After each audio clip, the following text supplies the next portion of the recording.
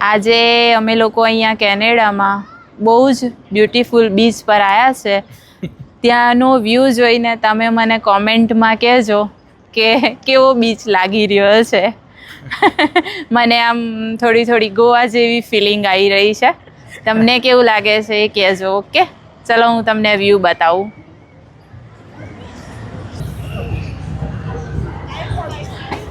એકદમ blue water છે. સરસ લાગે છે. હા, દેખો કેનેડામાં પબ્લિક સમર એન્જોય કરી રહ્યો છે.